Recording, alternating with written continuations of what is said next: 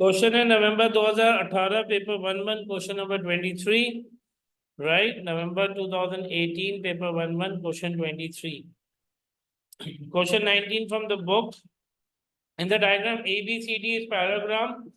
X is the point on BC such that BX and XC is 3:1. But if you just note that BC is basically,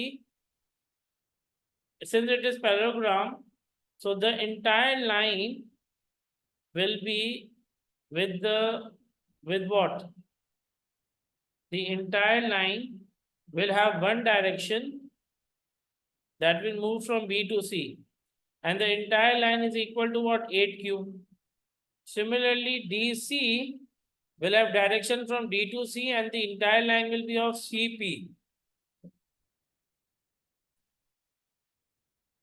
So you need to find out the value of BX. पर BX के लिए आपको BX का magnitude भी चाहिए होगा, right? तो वही तो मुझे BX निकालना है। पर मुझे पता है पूरा BC कितना है, 8Q। BC कितना है, 8Q। BX का रेशो है 3। BX का रेशो अगर 3 है तो आई कैन से कि ये मेरे पास हो जाएगा 3/4 और 1/4। तो अगर मुझे BX चाहिए तो BX will be 3/4 of the entire line BC, of the entire line BC, है ना? ऐसा ही होता है। तो BX के लिए मैंने BC की जगह पे क्या लिख दिया, 8Q, क्योंकि जो BC होगा वही AD होगा, जो AD है वही BC है, पैराग्राम है, डायरेक्शन नीचे की तरफ है। तो 4 1 जा 4 2 जा बिकम्स व्हाट, 6Q। तो ये डायरेक्टली मेरे पास कितना आ गया, 6Q। अच्छा अब ये देखें, अगर ये 6Q है तो XC डायरेक्टली कितना हो जाएगा, 2Q। हालांकि रिक्वायरमेंट नहीं है, मैंने ऐसे ही लिख दिया क्योंकि जब एक चीज कंप्लीट हो रही है तो क्यों नहीं। फिर क्या बता रहे हैं, AX। ठीक है भाई, AX चाहिए। अच्छा, noting the fact that DC आपके पास 6P है। अब AX के लिए मैं रूट बना सकता हूँ, मेरे पास सब कुछ मौजूद है। दो तरीके जा सकते हैं, मैं AB to BX भी जा सकता हूँ। AX के लिए मैं क्या, कहाँ से कहाँ जा सकता हूँ, मैं AB से BX भी जा सकता हूँ, और मैं AX के लिए AD DC और XC भी जा सकता हूँ।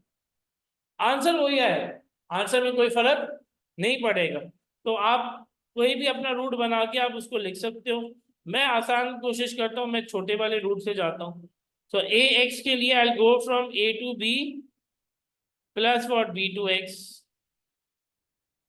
So A to B is 6P plus 6Q। तो AX कितना आ गया जी, AX vector is 6P plus 6Q। एक एक मार्क छीनना होता है ना एग्जामिनर से, एक एक मार्क छीनेंगे तभी तो आपके पास मार्क्स बनेंगे। y is the point such that CY is equal to 3P plus 3Q। ठीक है, y is the point such that CY is equal to what, 3P plus Q। Express AY in terms of, अब मुझे question में कहीं पे y का कहीं जिक्र नहीं है, पर मुझे इतना पता है कि भाई वो C और Y है, सच दैट C से शुरू होता है और Y की तरफ जाता है। ठीक है, अब क्वेश्चन ने बोल दिया मुझे AY चाहिए, क्वेश्चन ने मुझे बोल दिया क्या चाहिए, AY चाहिए। अगर मुझे AY चाहिए होगा तो मैं डायरेक्टली इसको बोल सकता हूं कि मेरे पास AY के लिए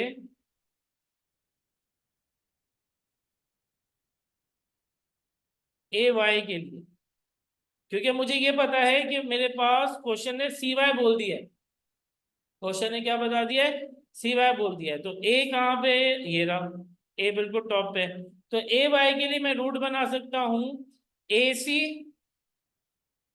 A और C डायरेक्टली, और मैं दूसरा कहाँ जा सकता हूँ, C और, सॉरी मेरे पास क्या चाहिए, AY चाहिए। तो AC और CY, AC और CY, जिसमें से मुझे पता है कि मेरे पास CY क्या है, क्योंकि क्वेश्चन हम नोट करें, you need to understand this. कभी कभार डायरेक्ट रूट कैसे बनाते हो, सी वाई गिवन है, राइट, और आपसे मांगा क्या है, ए सी मांगा है, नहीं ए वाई मांगा है, ए और वाई मांगा है। इस चीज को समझे ना, क्योंकि क्वेश्चन में तो कुछ गिवन नहीं है इसके बारे में। Does question have anything related to this? No. So what you need to understand is कि मेरे पास क्वेश्चन में मांगा है ए वाई, तो A is your starting point and Y is your ending point. A is your starting point and Y is your ending point. Here if you just see that मेरे पास ending point पता चल गया Y है, और starting point question में itself given है। तो इसका मतलब अगर मुझे लिंक करना होगा इस Y को इस A के साथ, तो मुझे AY निकालने के लिए क्या निकालना पड़ेगा, क्योंकि मुझे AY चाहिए ना, Y को किसके साथ लिंक करना है, A के साथ लिंक करना है। तो बीच में कोई ना कोई ऐसा पॉइंट रोल अदा करेगा ताकि मेरे पास उस Y तक पहुंच सकूं। तो वो पॉइंट कौन सा होगा, C। क्योंकि अभी भी मैं यही चीज बोलूंगा, मुझे नहीं पता Y कहाँ है, but I just know that A is your starting point, it will go to C, it will go to C, and I don't know where Y is, but I know that वो start किससे होगा, magnitude given है, किससे होगा, सी से होगा। तो ठीक है जी, मैंने लिख दिया ए सी प्लस सी वाई। तो in this question do we have A C? नहीं है, पर हम ए सी निकाल सकते हैं, बिल्कुल निकाल सकते हैं। ए सी क्या हो जाएगा मेरे पास, 6p प्लस 8q या 8q प्लस 6p। तो मैं यहाँ लिख सकता हूँ डायरेक्टली 8p प्लस कितना हो जाएगा 6q, मेरे पास कितना आ जाएगा 6p प्लस 8q,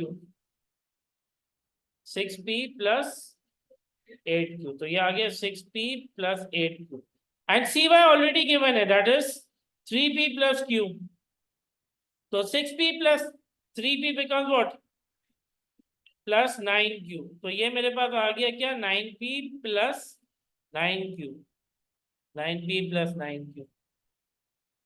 क्वेश्चन को हमें देखना होता है। अब क्या चाहिए, ax और ay, ax एंड ay। क्या हमारे पास ay है, 9p प्लस 9q, बिल्कुल है। क्या हमारे पास ax है, बिल्कुल, ax भी हमने पहले पार्ट निकाला था, 6p plus 6q, p plus 6q। सो इसमें से 6 कॉमन आ गया, p प्लस q, इसमें से 9 कॉमन आ गया, p plus q, p plus q, p plus q cancel, right. तो बचा क्या, 6:9, 3 2s are 3 3s are, so 2:3 will become the ratio, 2:3 will become the ratio। November 2018 paper 1-1 variant 1-1 में आया है, question 23 है, और बुक का ये है क्वेश्चन नंबर 19।